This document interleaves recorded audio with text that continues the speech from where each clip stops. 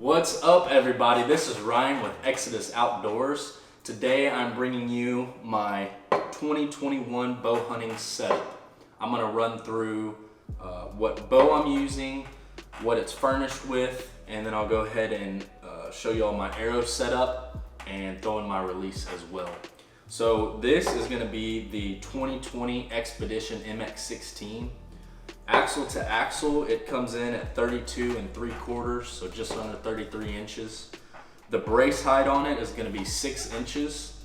It weighs 4.2 pounds. It's going to have a rotating mod system, so it ranges from 26 inches to 31 inches, so it can accommodate, you know, from the shorter arm people all the way up to orangutan arms like me. My draw right now I have it set up 30.5, so almost maxed out. I have the poundage. I had 65 pound limbs on it, but I went ahead and bought 75. So it's pulling at around 77.5 pounds. I'm gonna kind of go over what I'm running on the bow. So sight wise, I have a CBE Engage Hybrid 3-pin. So it is a 3-pin sight. I don't know if you can see that very well. So they're gonna have 3 pins, and the bottom pin is a slider. So I have a sight tape here, and you can just loosen that. Sorry, right here. Flip that over, and it slides. So you got your bottom pin. I can shoot all the way out to 120 with this. So that's pretty cool. I grew up on a single pin. Loved it. I love how the single pin, you don't have a bunch of mumble jumble going on in your scope, but for elk hunting, turkey hunting, stuff like that, they can kind of sneak in on you at a close yardage, you know, and if you got your pin set at 30, 40 yards, they sneak in at 15 or 20, or opposite, you know, you got it set to 20, they sneak in at 60, and they're running through. You got to think quick. So this gives me the kind of, you know, availability of I have them set at 20, 30, 40. So I have it all the way out to 40 preset, and then I can move it all the way to 120 if need be. Like I said, I switched from a single pin. I've had this sight for a few months now, and it's been a really solid sight. It's built real well. You know, everyone knows CBE, they make great sights. One of the things I love about this sight is the sight tapes on it that has all your ranges. They are machined aluminum, so you can swap those out need be. So when I had to swap limbs, obviously I had to swap that sight tape, and it made it so much easier just being able to unscrew it with, you know, an Allen key right here and put the correct sight tape I needed on there. Instead of having to peel stickers off, stick more, buy more, I always have those sight tapes. So really appreciate what CBE did with that. Moving down, I'll go ahead and talk about my rest. So if y'all watched my tack video, you had heard that my previous rest I had on here failed about 2 days from tack. It was a HHA Virtus. I'm not saying they make bad stuff. Mine might have had a recall. I never really looked into it, but just the internal mechanism just failed. I was getting a real bad tear when tuning my arrows. Found out it was the rest. So I have a Hamskea Trinity. Was thrown on here. My buddy lended this to me, which was real cool. So this is just temporary. It is kind of a target rest. Like, as you can see, this blade right here is metal, so it makes some noise when drawing, and it doesn't have a cage on it for, you know, if you're walking around with an arrow knocked, it's going to be wobbling everywhere. But it's a real good rest. Needless to say, I'll definitely be going with Hamskea, probably the Hybrid Hunter. I run that on my other bow, really like them a lot. Limb driven. That's the rest I run. So we'll go ahead and work our way over to the stabilizers. So I'm running, me, my wife, and Trevor, we all use wick stick stabilizers. Off the front, I've got 12 inches with the QD, and that quick disconnect is going to be a 10-degree angle, as you can see right there. Just helps your you know, gravity kind of falls lower, and I like it. Might not make a huge difference, but I like it a lot. I'm running 4 ounces on the front, as you can see, and then in the back I have a 8-inch wick stick, and I'm running 8 ounces off the back, right there, kind of angled downward just like the front. Really like these. They're micro diameter. As you can see, they're very thin. They've held up real well so far. I like Wick Stick a lot. You get a lot for your money. And yeah, I haven't had any problems with them. The strings on my Xpedition are gas bowstrings. They make really good strings, like them a lot. And Xpedition, actually, they come stocked with them on there, which is really cool. Very high quality strings. Moving on from my bow, my arrow setup, I have recently swapped arrows. I was running Rampage made by Black Eagle. They were great arrows, like them a lot.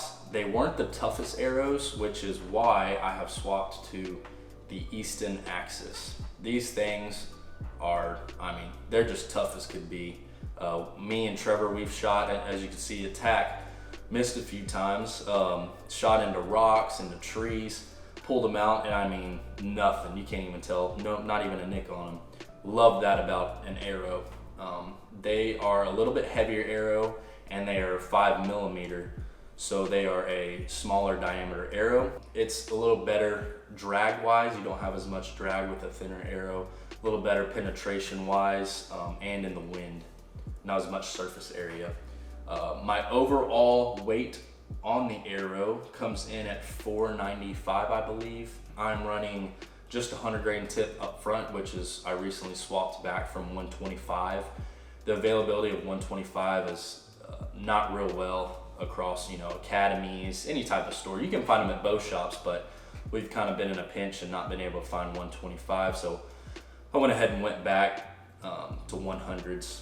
The fletchings I'm running on these Easton Axis arrows are the AAE Max Stealth vanes. Absolutely love these vanes. You can get a real good helical with them because they're not very, very thick. They're very quiet in flight. Haven't had any problems with these. The only thing I would suggest is to get the Max Weld pin. Truly makes a difference. I've used that and pair it with Gorilla Glue gel, clear gel. And these things, you just can't pull them off. And then just regular nocks that come with the arrows. Like I said, it's coming in at 495 grains. And with my poundage set at 77.5, I'm coming in at 298 feet per second. That's smoking with this heavy of an arrow, just sub 300 right under there. And I'm very pleased with that. I have unable to get a kill yet. I got the bow, I believe it was the end of February. Haven't had it too long, but I was recording Cora in our first video, and then we had tack, but that will change very soon. We've got some hog hunts lined up I'm hoping to drill a hog with. Very excited. That's my arrow setup. The release I'm using, this is going to be the Wise Choice made by Carter. Carter makes great releases. This is just a thumb release. It releases just by using back tension, pulling through, hitting that thumb. I haven't had it very long either, probably about 6 months now. Very happy with it. I had a stand before, that was a great release too. I just decided to try this Carter. Very smooth, real smooth action. You can adjust it a little bit pull wise, but other than that, it's just real good release. Very happy with that. So about my bow, talking about what I like about it. I came from Elite, still love Elite. They make awesome bows. The things I liked about Elite, why I chose it originally, was one, the draw cycle. They have just amazing, just butter smooth. Two, limb stops. I love a solid back wall. So limb stops are gonna be, you can see them maybe in the video right here. That means that when you draw your bow back, this cam is rotating and this little rubber stop is gonna hit on your limb right here. So it's just a solid back wall, there's no give. Other than limb stops, you have what's called cable stops. And those are on your cam as well. And when your mod rotates, or your cam rotates, it comes and hits the cable. But as you can see, it's just your string, so you have a little bit of give in the back wall. I've never really been a fan of that. Some people like it, it's all preference, but only that I know of Elite and Xpedition have those limb stops, and I just love that solid back wall. So that's one thing they have in common. Also, I went and shot this bow out in Huntsville, and the draw is just so smooth. I just instantly knew, you know, it was a very smooth bow. Loved it a lot, as well as it being super fast. As you see, they have real good IBOs. I believe this IBO is at like 342-ish. I think that's what it is. And you know, it's a little bit more than some bows. Some are a little more than that, but it holds the speed as you move that arrow weight up, as you move your, you know, poundage up. It holds real well. Some bows, they'll IBO at, you know, 360 whatever feet per second, and then you put a heavier arrow in there and it's just the speed's not there. This one, that's complete opposite. It holds its speed real well. So I'm very excited to take the Xpedition out, and like I said, we'll probably be doing some hog hunts very soon, and I should be able to test it out, see what this monster is gonna do at that speed and that arrow weight. Very excited for that. So again, thank you all very much for watching. Don't forget to like and subscribe to our page. We have some exciting stuff coming in the future. We're gonna be pushing out content constantly. We have apparel coming soon. Be on the lookout for that. And then be on the lookout for Trevor and Cora's review that's coming right after this. We'll catch you on the flippity flip.